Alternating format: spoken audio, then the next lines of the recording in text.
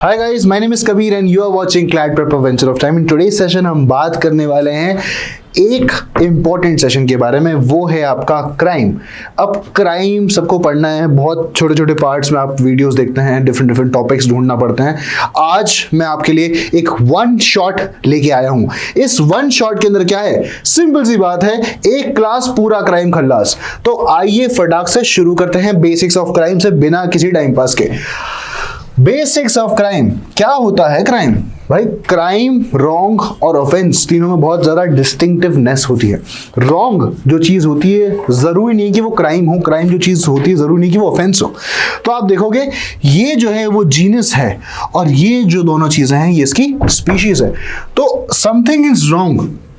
अब बोलते हैं ना, झूठ बोलना पाप है, नदी किनारे सांप है, झूठ बोलना, या फिर कोई ऐसा छोटा मोटा मिनी क्राइम कर देना, या फिर कुछ छोटी मोटी त्रुटि कर देना, ठीक है, जो आपका बिहेवियर है आपका डिफाइन करती है, वो चीज रॉन्ग की डेफिनेशन में आती है। अगर आप मिसबिहेव करते हो किसी भी जगह पे तो वो चीज रॉन्ग के अंदर आती है। अगर आपको स्कूल में बोला कि स्कूल में आपको टाइम से आना है, पंक्चुअलिटी मेंटेन करनी है, तो अगर आप नहीं मेंटेन करोगे तो then you are committing certain wrong. कभी कभी रॉन्ग जो होता है वो सोसाइटल रॉन्ग भी हो सकता है, ठीक है, और ये चीज का कंडेंस रूप हम देखते जाते हैं कि वो चीज क्राइम बनेगी, फिर वो चीज ऑफेंस बनने लग जाएगी। अब समझते हैं क्राइम क्या होता है।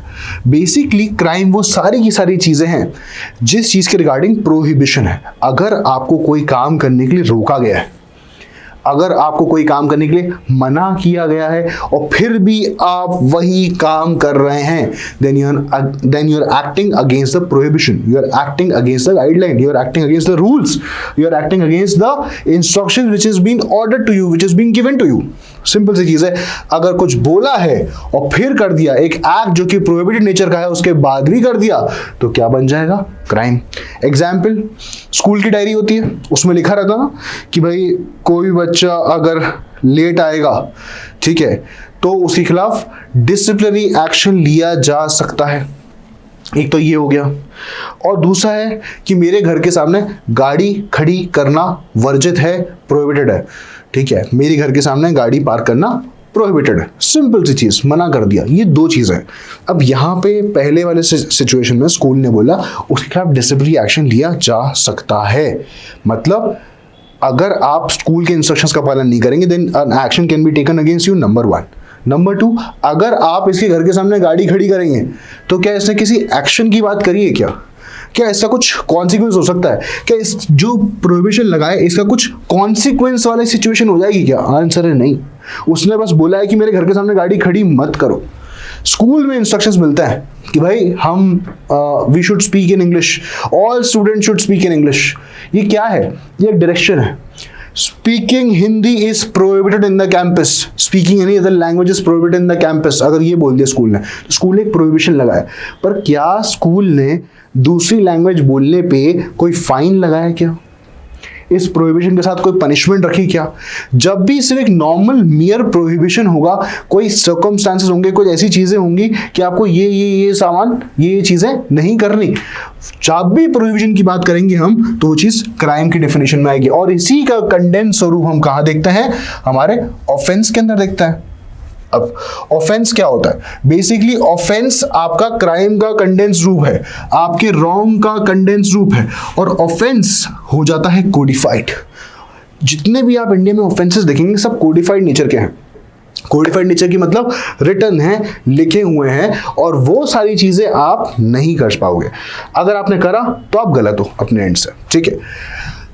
ऑफेंस कोडिफाइड नेचर के हैं, मतलब वो एक ऐसे एक्ट हैं जो कि प्रोहिबिटेड भी हैं और पनिशेबल भी हैं। आप देखोगे कि यहाँ पे जो सेगमेंट बना हुआ है उसी के अंदर एक दूसरा सेगमेंट है, तो मैं ये बोल सकता हूँ all offence are crime but all crime are not an offence.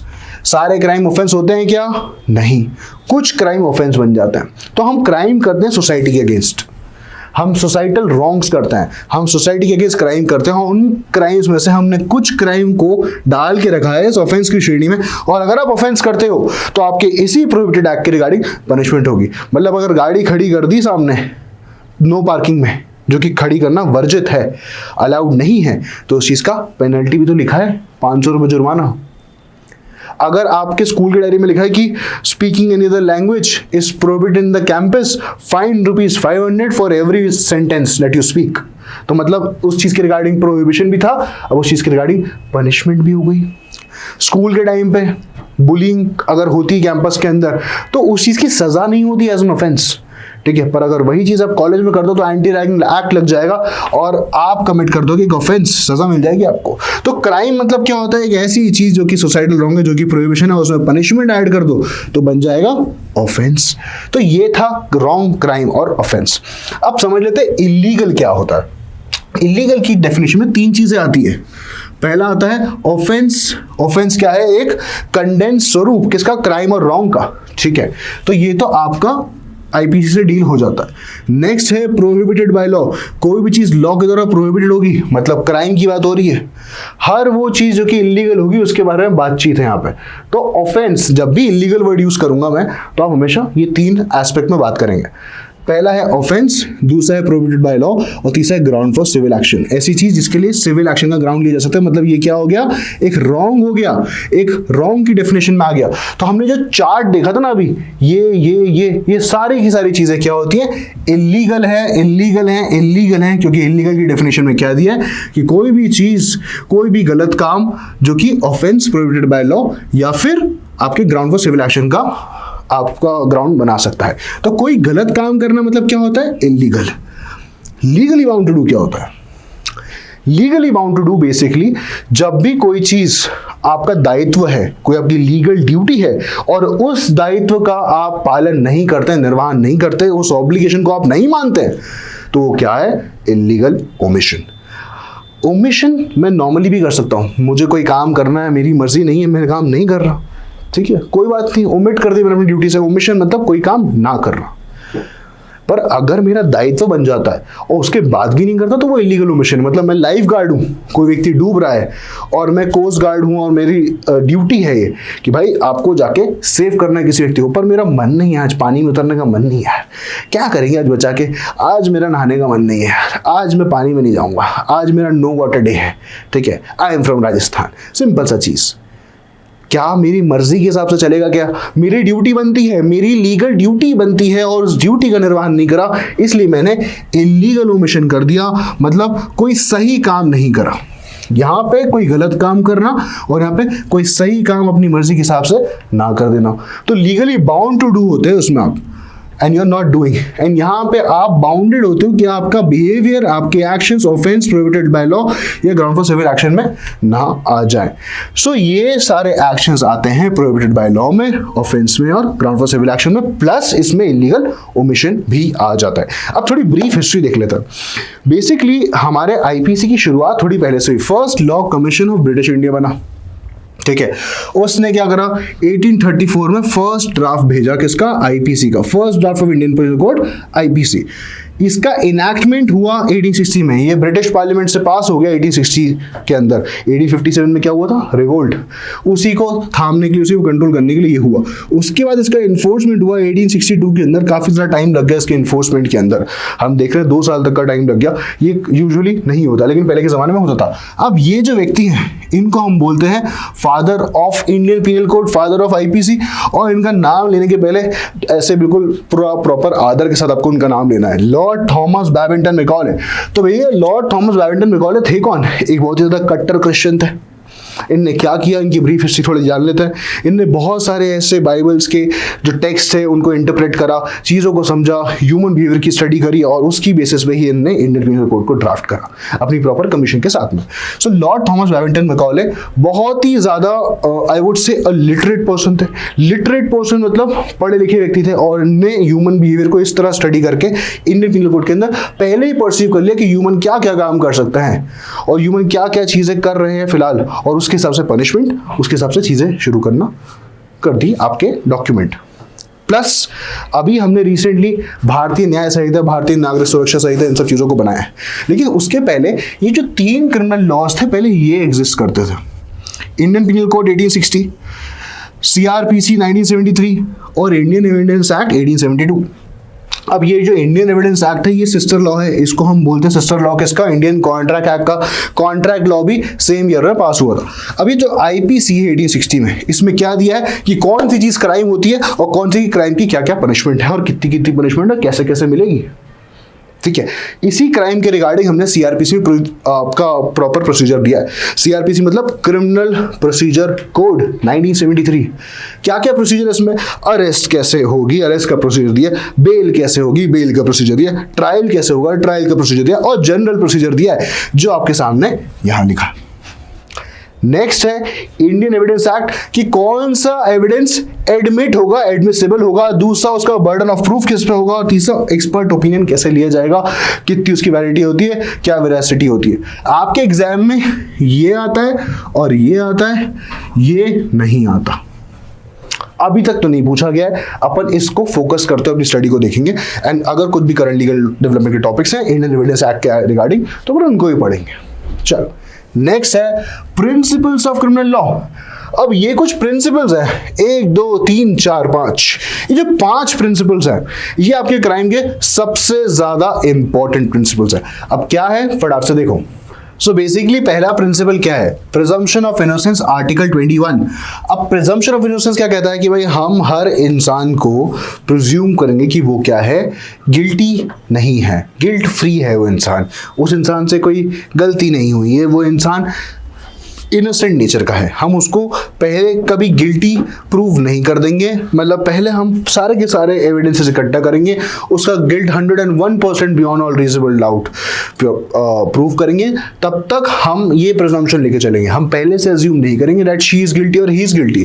जैसे रिया चक्रवर्ती की केस में हो गया था, मीडिया ट्रायल उसका हो गया था एंड मीडिया ट्रायल ने बोला था कि भाई वो तो गिल्टी ऑलरेडी है, कि मुझे ड्रग्स दो, मुझे ड्रग्स दो, ये सब चीज़ अर्णव गोस्वामी ने बहुत ज़्यादा एक फॉल्स नैरेटिव क्रिएट करके रखा था, जिसके कारण मीडिया पर काफी लताड़ भी लगी थी। Eight the same time Covid में भी काफी ज्यादा मिस इन्फॉर्मेशन फैलाई गई थी कुछ लोगों के द्वारा।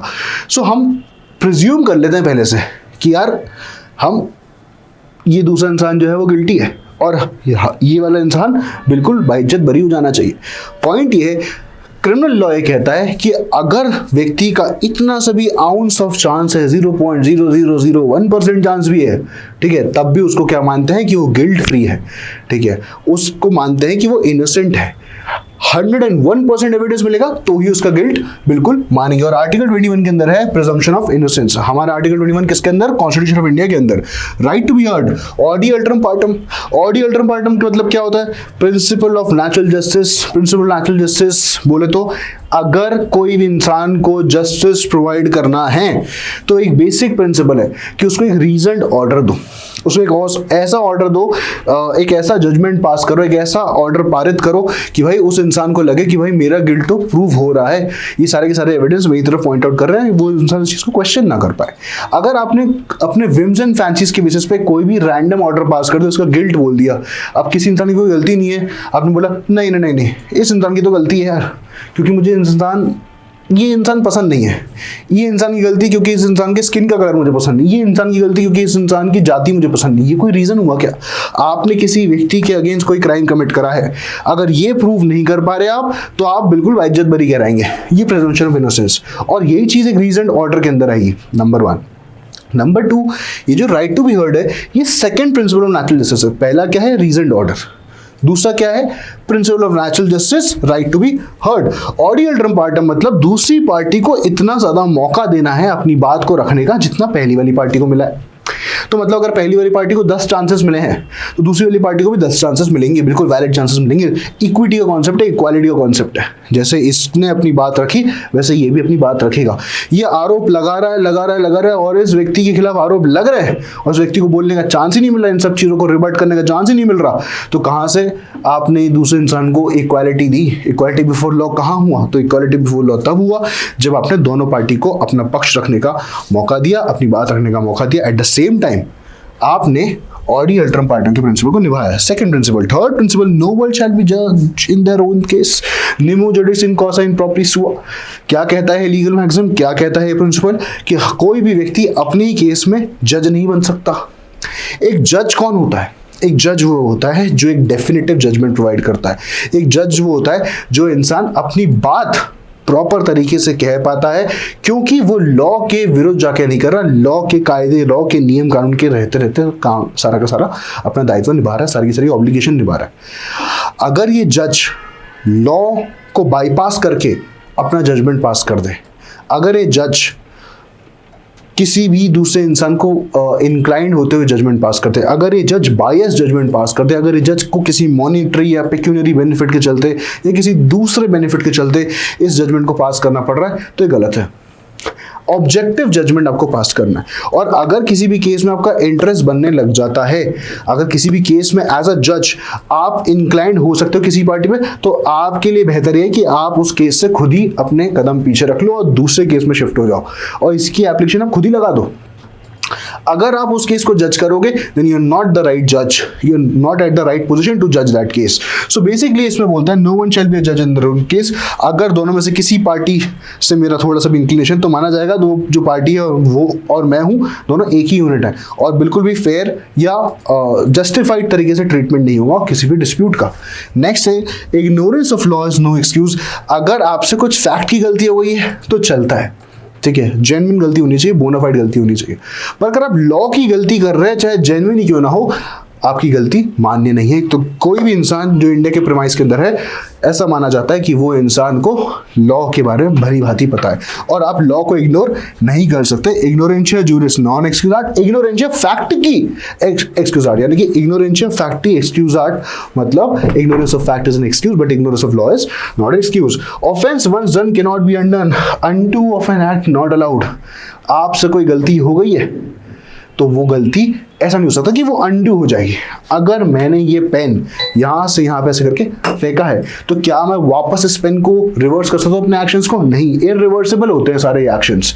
आपने किसी गलती का भुगतान कर दिया है, आपने कोई क्राइम कर दिया है, किसी व्यक्ति का मर्डर कॉज कर दिया बाय मिस्टेक, ठीक है, आप किसी और का करना चाहते थे, किसी और व्यक्ति की गलती से जान ले ली, तो क्या आपने जान नहीं ली किसी व्यक्ति की? ली। अब आपने इसको कॉम्पनसेशन दे दिया, बोला कि नहीं सॉरी यार गलत व्यक्ति को मार दिया, तो ये तो गलत है ना, राइट?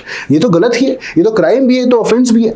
और आप इस ऑफेंस से बच नहीं सकते ये बोल के कि भाई offence once done can be undone, ठीक है, मैंने अनडन कर दिया इस ऑफेंस को, अनडू कर दिया। Offence once done can not be undone, एक बार जो हो गया सो हो गया, वो पन्ना वापस नहीं पढ़ेंगे। Next we have is mens rea. अब ये मेंस्ट्रुआ क्या होता है? बेसिकली मेंस्ट्रुआ एक मेंटल कंडीशन है, मेंस्ट्रुआ एक साइकी है, मेंस्ट्रुआ एक ऐसा कॉन्सेप्ट है जो कि आपके दिमाग में है, जो कि आपके मन में है। हमारे सामने कुछ 5 वर्ड्स दिए हैं जो क्लैट में बार बार यूज होते हैं एज मेंस्ट्रुआ। अब वो क्या वर्ड्स हैं समझिए। अब पहला मेंस्ट्रुआ हम देखते हैं, डिसऑनेस्टली वर्ड दिया। डिसऑनेस्टली मतलब doing anything with the intent of causing loss. अगर हमें किसी इंसान को रॉन्गफुल लॉस कर दूं या रॉन्गफुल गेन कर दूं, ऐसा लॉस जिस पे दूसरे इंसान का कुछ बनता ही नहीं था और ऐसा गेन जिसमें मेरा हक नहीं बनता था।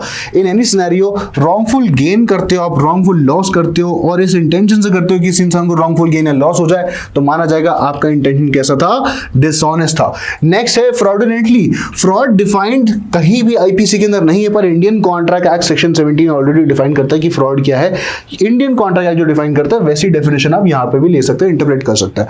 फ्रॉडुलेंटली एक दिमागी सोच है, एक ऐसी साइकी जिसमें आप क्या कर रहे हो, आपका इंटेंशन है किसी इंसान को डिफ्रॉड करने का। डूइंग एनीथिंग, कुछ भी आप कर रहे हो दूसरे इंसान के साथ धोखाधड़ी करने का, उसे फ्रॉडुलेंटली बोलते हैं। Reason to believe, a person has sufficient cause to believe that thing. Reason to believe मतलब उसके पास सारे के सारे से सफिशिएंट रीजन है, वो एक नॉर्मल माइंडसेट से सोच सकता है कि भाई 1 2 3 4 चीजें हो गई, मतलब उसका कंक्लूजन तो यही होगा, I have all the reason to believe this thing. तो ये एक गुड मेंस्ट्रुआ और एक बैड मेंस्ट्रुआ दोनों हो सकता है। Good faith, सद्भावपूर्ण। सद्भावपूर्ण मतलब कोई भी इंसान जब कुछ भी करता है या हर कुछ करता है, everything done with due care and attention, अपने ड्यू केयर एंड अटेंशन के साथ में। जब मैं प्रॉपर तरीके से गाड़ी चला रहा हूं ड्यू केयर एंड अटेंशन के साथ में, तो उसे बोलते हैं कि I am driving in good faith, ठीक है। नेक्स्ट है, लास्ट है वॉलंटरीली। अब ये वॉलंटरी जो वर्ड है इसका मतलब क्या है? To cause an effect by means when he intends it. मतलब मैंने एक इफेक्ट कॉज करने के लिए, मतलब मैंने कुछ किया ताकि उससे कुछ हो जाए, मैंने कुछ किया ताकि उससे हो जाए, जब मेरा इंटेंशन है जो हो जाए उस चीज का। एग्जाम्पल, ये चाबी है, मैंने इस चाबी को बहुत तेज फेंक के मारा यहाँ पे, क्यों? ताकि ये इफेक्ट प्रोड्यूस हो जाए कि दूसरे इंसान को लग जाए। या ये चाबी टूट जाए। और जब मैं इस इफेक्ट को चाहता था इंटेंशन से, तो माना जाएगा चाबी मैंने वॉलंटरीली फेंकी है। समझ गए? Next, knowingly employing those means which will give effect, मतलब मैंने उन सारे मीन्स को इकट्ठा करके यूज करा ताकि उससे इफेक्ट हो जाए। तो जब मैं नोइंगली कोई चीज करता हूं, जब मैं इंटेंशन से कोई चीज करता हूं, तो माना जाएगा उस इफेक्ट को अचीव करने के लिए मैंने वॉलंटरीली एक्ट करा है। तो ये 5 मेंस भी आपके क्लैट में देखे जाते हैं। Reason to believe, voluntarily, dishonestly, fraudulently and good faith. चलो नेक्स्ट देखते हैं। नेक्स्ट है एक्टस रियस। ये कुछ बेसिक्स हैं क्राइम के, 3-4 एसेंशियल्स होते हैं हमारे क्राइम के। मेंस रिया, एक्टस रियस, ठीक है, ह्यूमन बीइंग और एक इंजरी। एक्टस रियस मतलब क्या? कोई भी फिजिकल एक्ट किसी भी ह्यूमन के द्वारा, अगर किसी भी ह्यूमन कंडक्ट के द्वारा कोई भी फिजिकल एक्ट हो रहा है, तो हम बोलेंगे एक्टस। और रियस मतलब कोई भी ऐसा act which is forbidden and punishable, तो उसे क्या बोलेंगे हम? रियस। तो साथ में मिलकर क्या बन गया? एक्टस रियस। अब ये जो एक्टस रियस है, ठीक है, ये आपका फिजिकल एक्शन हो सकता है। आपने किसी व्यक्ति को मार दिया, किसी व्यक्ति को चाकू मार दिया, गोली मार दी, किसी व्यक्ति के पास से सामान चुरा लिया, किसी व्यक्ति की प्रॉपर्टी को मिसअप्रोप्रिएट कर लिया, किसी व्यक्ति का रेप कमिट कर दिया, किसी व्यक्ति सेक्सुअल असॉल्ट कर दिया, किसी व्यक्ति पे एसिड अटैक कर दिया। इन एनी सिनेरियो जो भी आप ऑफेंस कर रहे हो, उसमें जो ह्यूमन कंडक्ट पॉसिबल है, जो कि लॉ के द्वारा फॉरबिडन है, जिसकी पनिशमेंट है, लॉ के द्वारा फॉरबिडन है और जिसकी पनिशमेंट है, यानी कि ये क्या है? फॉरबिडन है, मतलब ये क्या हो गया? क्राइम है। जिस चीज की पनिशमेंट है तो मतलब क्या हो गया? ऑफेंस है। कुल मिला के जो चीज रियस है वो चीज क्राइम पनिशमेंट बोथ है, और ये आपका फिजिकल रिजल्ट उस क्राइम पनिशमेंट बोथ वाली चीज है, उसको फुलफिल कर रहा है। तो एक्टस यूज के लिए आप रिस्पॉन्सिबल हो। अब कुछ चीजें हैं एक्टस यूज के अंदर, 2 इंपॉर्टेंट चीजें आती हैं, वो है इलीगल एक्ट और इलीगल ओमिशन। इलीगल एक्ट मतलब इलीगल कार्य, और इलीगल ओमिशन मतलब इलीगल लोप। इलीगल कार्य मतलब to do something voluntarily body movement, मतलब जब मैं वॉलंटरी बॉडी मूवमेंट से कुछ कर रहा हूं उसे इलीगल एक्ट बोलते हैं। और इलीगल ओमिशन जैसा हम पढ़ चुके हैं, not to do something act of criminal negligence, कि भाई मैं तो आराम से चिल कर रहा हूं, डूब रहा है डूबने दो, मैं तो बचाने नहीं जा रहा, मुझे खाना देना चाहिए पर मैं नहीं दे रहा। तो कोई भी चीज जो मेरा दायित्व बनता है और मैं दायित्व को नहीं निभाता, ऑब्लिगेशन को नहीं निभाता, वो किस में आएगा? इलीगल ओमिशन में। और कोई भी एक्ट जो कि गलत है वो आएगा इलीगल एक्ट में। तो ये 2 प्रकार से हमारे एक्टस यूज हो सकते हैं। एक्टस यूज के 2 टाइप्स होते हैं, 2 मैनर होते हैं डूइंग समथिंग, 2 प्रकार की मोडस ऑपरेंडी होती है। या तो मैं कोई गलत काम कर दूं या मैं कोई सही काम नहीं करूं, ठीक है।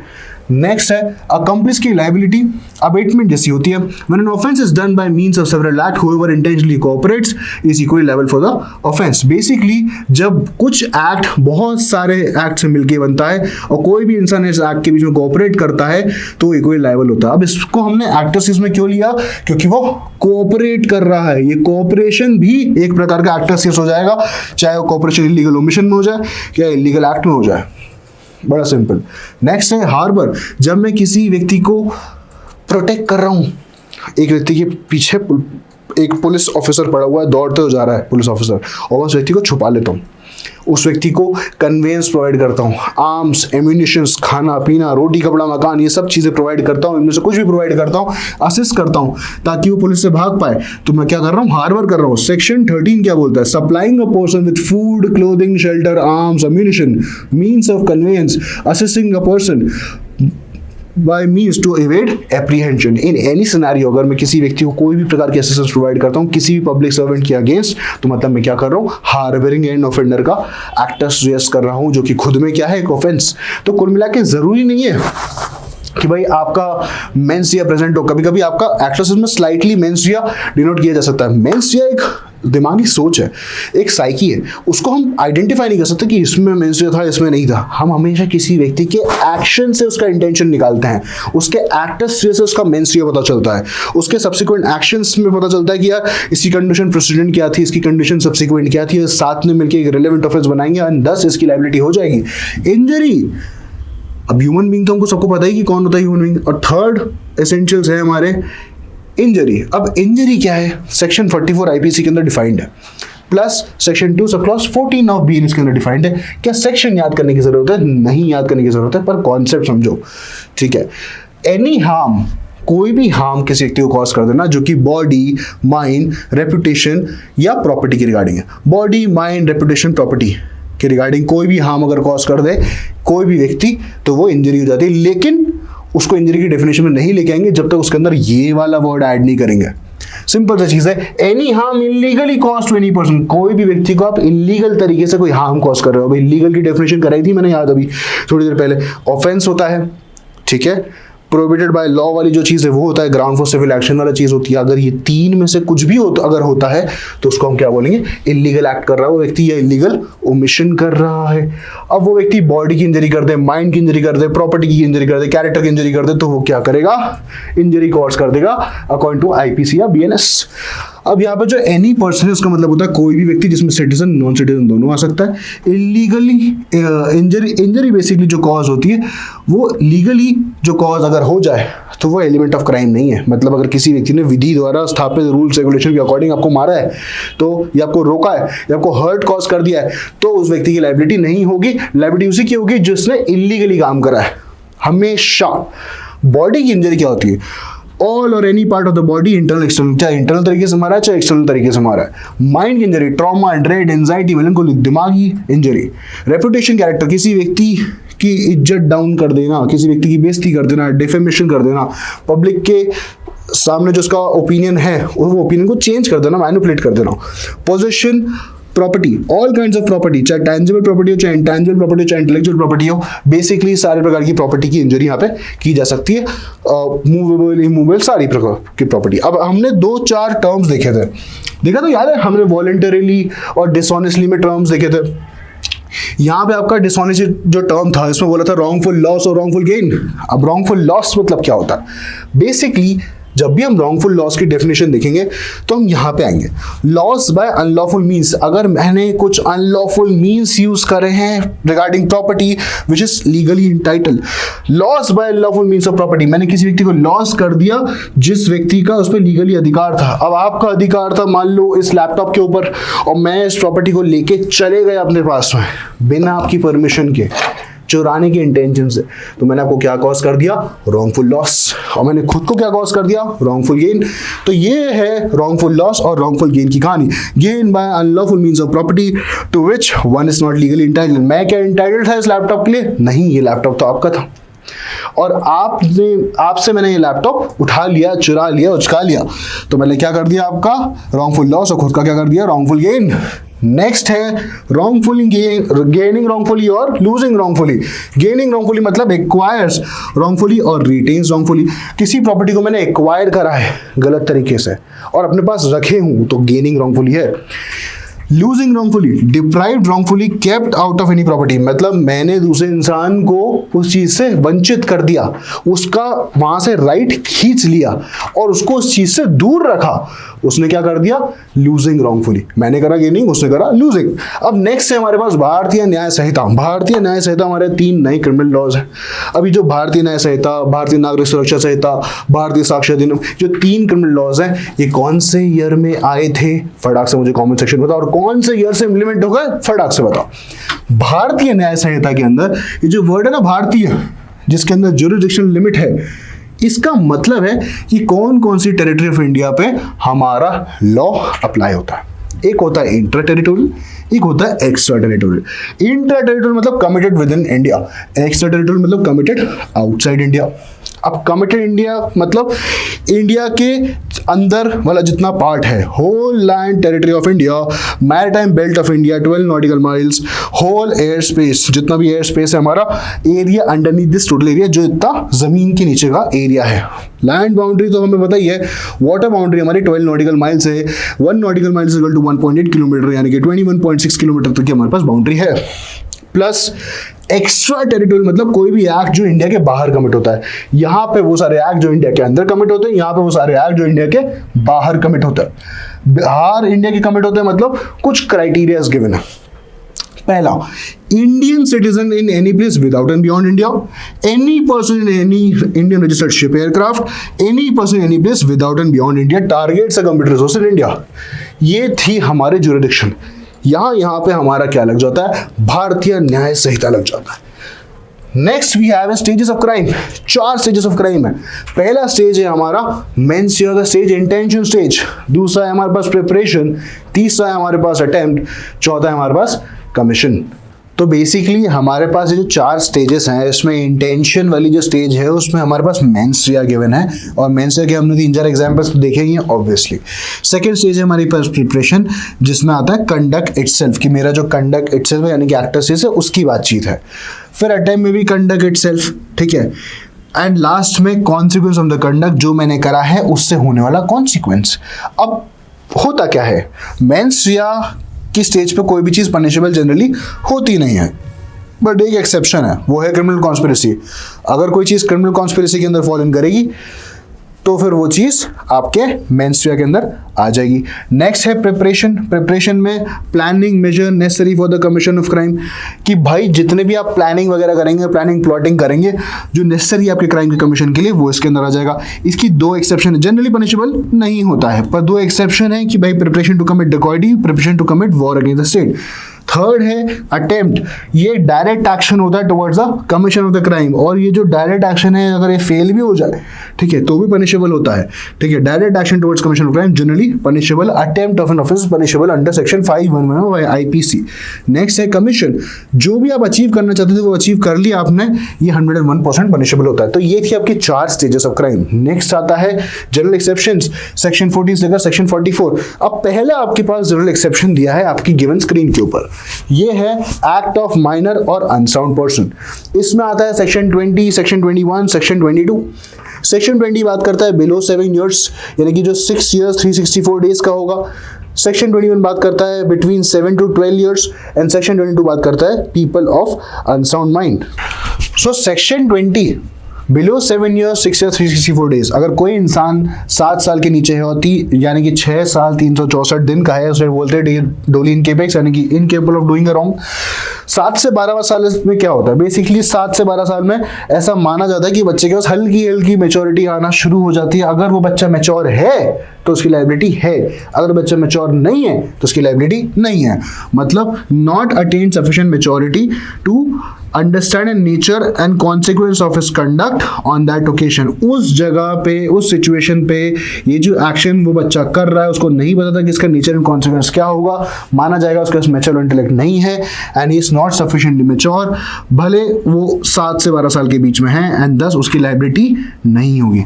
6 साल 364 साल वाले बच्चे की लायबिलिटी तो नहीं होगी। Eight the same time 21 BNS के अंदर ये दिया है 7 से 12 साल वाले बच्चे की लायबिलिटी नहीं होगी अगर उसके पास मैच्योरिटी नहीं है। तो अनसाउंड माइंड का व्यक्ति यानी कि विकृत चित्त का व्यक्ति eight the time of doing is incapable of knowing the nature and consequence of the act, कि उसका एक्ट जो है वो नेचर उसका एक्ट का क्या था, उसका act contrary to the law था कि नहीं था, उसको नहीं पता, इसलिए इस व्यक्ति की लायबिलिटी में हम एस्टैब्लिश नहीं कर सकते हैं। नेक्स्ट आता है इंटॉक्सिकेशन, एक्ट डन बाय, कि भाई 2 प्रकार के लोग के द्वारा एक्ट किया जाएगा, वॉलंटरीनेस से किया जाएगा और इनवॉलंटरीनेस से किया जाएगा। अब ये वॉलंटरीनेस मतलब मर्जी से, इनवॉलंटरी मतलब मर्जी से नहीं हुआ। सेक्शन 24 और सेक्शन 23 बड़ी सिंपल सी बात करते हैं कि भाई जब वो एक्ट हुआ उस दौरान वो चीज होना चाहिए। आपने जो इंटॉक्सिकेटिंग सब्सटेंस पिया, खाया, फूका, कुछ भी करा, इन एनी सिनेरियो कैसे भी उसको कंज्यूम करा, अपनी बॉडी के अंदर इंसर्ट करा, डाला और उससे आपको नशा हो गया, उससे आपको डिलेरियम हो गया, उससे आप ऑब्लिवियस स्टेट में चले गए, आपका नॉर्मल स्टेट ऑफ माइंड नहीं बचा था, आपको नहीं पता था कि भाई ये क्या हो रहा है, ठीक है। अब आप अपने सेंसेस में नहीं हो, अपने सेंसेस से बाहर जा चुके हो, तो कब आपकी लायबिलिटी होगी, कब आपकी लायबिलिटी नहीं होगी? तो लॉ ये कहता है कि भाई लायबिलिटी तब होगी जब आपने नशा जो है वो वॉलंटरीनेस से किया है, लायबिलिटी तब नहीं होगी जब आपने नशा इनवॉलंटरीनेस से किया है। आपने किया नहीं, आपको करवाया गया है, आपको कोई नॉलेज नहीं थी। तो समझ लेते हैं प्रोविजन क्या कहता है। वॉलंटरी मतलब with his knowledge, with his will, तो मतलब आपकी विल या आपकी नॉलेज से किया गया कोई एक्ट है, यानी कि at the time of doing is capable of knowing the nature and the consequence of the act and his act are contrary to the law. मतलब जब उस टाइम वो एक्ट कर रहा था तब उसको पता था कि नेचर क्या होगा इस एक्ट का, उसको नॉलेज थी, नोइंगनेस था। एट द सेम टाइम उसने जो एक्शन करा वो कॉन्ट्ररी टू द लॉ है, उस टाइम पे उसको ये नहीं पता था शायद ये लॉ के द्वारा जो मैं काम कर रहा हूँ ये विधि के द्वारा स्थापित रूल्स रेगुलेशंस के अकॉर्डिंग नहीं है, ठीक है, ये कॉन्ट्री टू द लॉ है, ये गलत तरीके से मैं काम कर रहा हूँ, ये जो एक्ट है ये गलत है, ये इलीगल ओमिशन, ये इलीगल एक्ट की डेफिनेशन में आ जाएगा, ये एक्टर्स यूज में आ जाएगा, उसका प्रॉपर मेंस या फॉर्मेशन नहीं हो पाया। लेकिन इस बंदे को एग्जेम्पशन नहीं मिलेगा क्योंकि इसने शराब या वो इंटॉक्सिकेटिंग पदार्थ अपनी बॉडी के अंदर खुद से कंज्यूम कर रहा था। इसमें भी eight the time of doing the act is incapable of knowing the nature, यहाँ भी वो इंसान क्या है, इनकेपेबल है, ठीक है, नेचर ऑफ द एक्ट के द्वारा, नेचर ऑफ द एक्ट करने के दौरान, ठीक है, बट यहाँ पे नशा क्या है, इनवॉलंटरी नेचर का है, इसलिए उसको एग्जेम्पशन मिल जाएगा, लायबिलिटी एस्टैब्लिश नहीं होगी, फुल्ली एग्जेम्प्टेड, ठीक है। अच्छा, ये लीगल मैक्सिम अच्छे से याद कर लेना, आ सकता है एग्जाम में, एक बार एमएसटीडी के पेपर में आ चुका है। Accident, section 18 BNS, act done by person, कोई भी पर्सन के द्वारा करा गया कोई एक्ट जो कि लॉफुल एक्ट था, लॉफुल मैनर में था और लॉफुल मीन्स में था और ड्यू केयर एंड कॉशन में किया है। मतलब आपने कोई lawful act, lawful manner, lawful means में कराया और आपने proper due care and caution लिया, यानी कि गुड फेथ में वो एक्ट कराए according to section 2 sub clause 11। आपका कोई भी मेंस या नहीं था, आपका कोई भी क्रिमिनल इंटेंट या नॉलेज नहीं बन पाया और उसके बाद भी उस व्यक्ति के साथ वो एक्शन हो गया, आपको एक्सीडेंट का डिफेंस कंप्लीटली मिल जाएगा। भाई सिंपल सी बात है, मैंने अपनी गाड़ी की प्रॉपर तरीके से सर्विसिंग कराई, हर चीज़ करा के मैं अपने जा रहा था, प्रॉपर स्पीड लिमिट में जा रहा था, गाड़ी मेरी ही थी, प्रॉपर तरीके से चला रहा था, lawful act, lawful manner, lawful means with due care and caution, मेरा कोई क्रिमिनल नेग्लिजेंस नहीं था, मेरी तरफ से कोई भी गलती नहीं थी। एकदम से एक बच्चा सामने सड़क पे आ जाता है बॉल उठाने और मेरी गाड़ी उस पर से चढ़ जाती है, बच्चे की डेथ कॉज हो जाती है, मुझे डिफेंस मिल जाएगा एक्सीडेंट का अकॉर्डिंग टू क्लैड कंसोर्टियम के आंसर की। नेक्स्ट है नेसेसिटी, सेक्शन 19 BNS का क्या बोलता है, अगर कोई इंसान के द्वारा कोई एक्ट कमिट होता है, माना जाएगा उसका मेंस्ट्रुआ नहीं है, ठीक है, एक इंसान के द्वारा कोई एक्ट कमिट हुआ है, अब ये एक्शन किस प्रकार का है, इसमें मेंस्ट्रुआ मिसिंग है, क्यों है मैं समझाऊंगा। एक्ट डन बाय पर्सन, ये एक काम कर रहा है, ये काम क्या कर रहा है, एक ऐसा काम कर रहा है जिसमें इसको पता है, इसको नॉलेज है कि इसके एक्शन से कोई व्यक्ति हार्म हो सकता है, एंड दस ये गुड फेथ में वो एक्ट कर रहा है, ये विदाउट क्रिमिनल इंटेंट वो काम कर रहा है और दूसरी चीज को बचाने के लिए इंसान को कॉज करना पड़ रहा है उसे, वो चाहता नहीं है, उसकी चाहत नहीं, उसकी डिजायर नहीं, उसकी वांट नहीं है दूसरे इंसान की जान लेना, but at the same time उसकी तरफ से वो एक्शन हो तो रहा है। पर ये क्यों हो रहा है, यूटिलिटेरियन थ्योरी का प्रिंसिपल लगाते हुए कि हम एक बड़ी नुकसान को रोकने के लिए या उस चीज को कॉज ना करने के लिए एक छोटा नुकसान तो करना पड़ता ही है, बड़े हार्म को रोकने के लिए छोटा हार्म कर दो। 5 लोग की जान बचाने के लिए एक व्यक्ति की जान ली जा सकती है, पर जानबूझ के जान लेने के इंटेंशन से जान नहीं ली है, जान बचाने के इंटेंशन से ली है, ठीक है। नेक्स्ट है इसका legal maxim, quod necessitas non habet legem, ठीक है। नेक्स्ट पे आते हैं मिस्टेक ऑफ फैक्ट पे, ये बड़ा प्यारा है, इग्नोरेंशिया फैक्टी एक्सक्यूज आर्ट, क्योंकि हमने इसका ऑपोजिट पढ़ा था अभी, ignorance of laws not excuse, ignorantia juris not excusat, but ignorantia facti excusat, ignorance of fact is an excuse. अगर किसी व्यक्ति से भूल चूक में कुछ हो गया है तो उस व्यक्ति की कोई लायबिलिटी नहीं होती। सेक्शन 14 और सेक्शन 17 इस बारे में बात करता है। 14 क्या बोलता है, बाउंड बाय लॉ, कब कोई इंसान बाउंड बाय लॉ होगा, मतलब अगर उसको लॉ के द्वारा बाउंड करा गया उसका दायित्व बनता है। जस्टिफाइड बाय लॉ मतलब एक नॉर्मल सिटीजन जो कि अपने एक्शन में जस्टिफाइड है। बाउंड बाय लॉ मतलब जेन्युइनली वो बाउंड है एंड या उसको लगता है मिस्टेक ऑफ फैक्ट के अंदर वो बाउंड है। At the same time person is duty bound by law to do act in good faith, वो ड्यूटी बाउंड है गुड फेथ में एक्ट करने के लिए, और अब उससे कोई हानि हो जाती है, एक किसी पब्लिक सर्वेंट के द्वारा कोई हानि हो जाती है तो उसकी लायबिलिटी नहीं होगी, क्योंकि वो बाउंड बाय लॉ था, जेन्युइनली वो बिलीव कर रहा था या उसको लग रहा था कि वो मिस्टेक ऑफ फैक्ट के अंदर बाउंड बाय लॉ है और उससे वो एक्शन हो गया।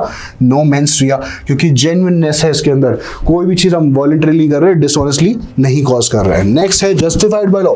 जस्टिफाइड बाय लॉ में मतलब इंसान को लगता है कि वो लॉ के अंदर जस्टिफाइड है या बिलीव कर रहा है वो लॉ के अंदर जस्टिफाइड है और वो राइटफुल था अपने एक्शन करने के लिए गुड फेथ के अंदर, माना जाएगा कि उससे मिस्टेक ऑफ फैक्ट हो गया और उसकी कोई लायबिलिटी नहीं है। ये जस्टिफाइड बाय लॉ और ये बाउंड बाय लॉ। नेक्स्ट क्या आता है, नेक्स्ट देख लेते हैं फटाक से। जुडिशियल एक्ट, जुडिशियल एक्ट मतलब एक्ट डन बाय पर्सन। अब 2 प्रकार के लोग हैं इसके अंदर। पहला है जज, जैसे हमने लास्ट में पब्लिक सर्वेंट देखा था वैसे इसमें हम जज देखेंगे, और लास्ट में सिटीजन देखा था तो यहाँ पे एनी पर्सन आ जाएगा। तो जज के द्वारा करा गया कोई एक्ट, यानी कि section 15 BNS when acting judicially, अगर कोई जज जज बन के कोई काम कर रहा है, जुडिशियली कोई एक्ट कर रहा है, जुडिशियल कैपेसिटी में कोई एक्ट कर रहा है, माना जाएगा कि भाई जेन्युइनली वो एक काम कर रहा है, अपनी पावर को यूज कर रहा है या बिलीव कर रहा है गुड फेथ के अंदर कि उसके पास ऐसी पावर है, जज की पावर है, माना जाएगा कि उसने गुड फेथ में काम कर रहा है, उसकी कोई लायबिलिटी नहीं है। बीएनएस में ये बोलता है कि कोई भी इंसान, सेक्शन 16, कोई भी इंसान कोई वैलिड जजमेंट जो कि कोर्ट के द्वारा पारित है और उसके आदेश के अंतर्गत रहते हुए कोई ऑर्डर ऑफ कोर्ट को मानता है और काम करता है, बिलीव करता है गुड फेथ में ये चीज सही है, तो मतलब उसके पास भी क्या नहीं है, मेंस रे नहीं है, और कोर्ट के पावर के अंतर्गत रह के वो काम कर रहा है, विधि द्वारा स्थापित रूल्स एंड रेगुलेशंस के थ्रू काम कर रहा है, जो उसको दायित्व मिले हैं उस दायित्व का पालन कर रहा है, और उसके द्वारा कोई एक्ट कमिट हो जाता है तो उसकी भी लायबिलिटी नहीं है। तो यहाँ पे हो जाएगा मिस्टेक ऑफ एक्ट के अंदर पब्लिक सर्वेंट, यहाँ पे नॉर्मल सिटीजन, और यहाँ पे जुडिशियल एक्ट के अंदर जज और एक नॉर्मल पर्सन जिसके अंदर मेंस्ट्रुअल नहीं होता। अब हम आ जाते हैं हमारे मेन क्रूशियल टॉपिक पे, जो कि है offences against the property. Simple सी बात है, हम यहाँ पे 6 ऑफेंसेस पढ़ने वाले हैं। पहला है आपके पास थेफ्ट, दूसरा है डकॉइटी, तीसरा रॉबरी, चौथा एक्सटॉर्शन, नेक्स्ट है क्रिमिनल मिसअप्रोप्रिएशन और last is criminal breach of trust. अब सबसे पहले थेफ्ट की बात कर लेते हैं। थेफ्ट बेसिकली आपका एक ऐसा ऑफेंस है जिसके अंदर एक्टस या मेंस या दोनों हो जाता है, moves the movable property of any person in a way so as to take it out of the possession of any person, dishonest intention without the consent of such person commits the offense of theft. Theft complete, इतने ही essentials होते हैं theft के अंदर। Next है हमारे पास extortion, whoever intentionally puts a person in a fear of any injury, जो कि mental injury हो सकती है, physical injury हो सकती है, to themselves या फिर किसी थर्ड पर्सन को, और डिसऑनेस्टली इंड्यूस कर देता है कोई व्यक्ति आपको इनमें से कोई भी तीन में से कोई भी एक चीज करने के लिए या तीनों चीज करने के लिए, to deliver any property, to deliver any valuable security, to deliver any signed or sealed documents, commits extortion। ठीक है। Robbery is an aggravated form of theft या एक्सटॉर्शन। रॉबरी खुद में कोई ऑफेंस है क्या? नहीं, रॉबरी किसी ऑफेंस को करने का तरीका है, जरिया है।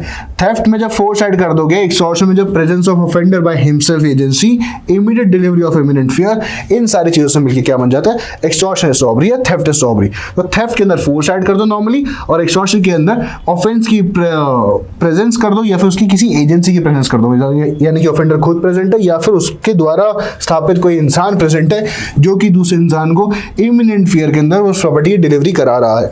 There can be no case of robbery that does not fall into theft या एक्सटॉर्शन। रॉबरी अकेले नहीं होता, रॉबरी या तो थेफ्ट के तौर पे होता है या रॉबरी या तो एक्सटॉर्शन के तौर पे होता है।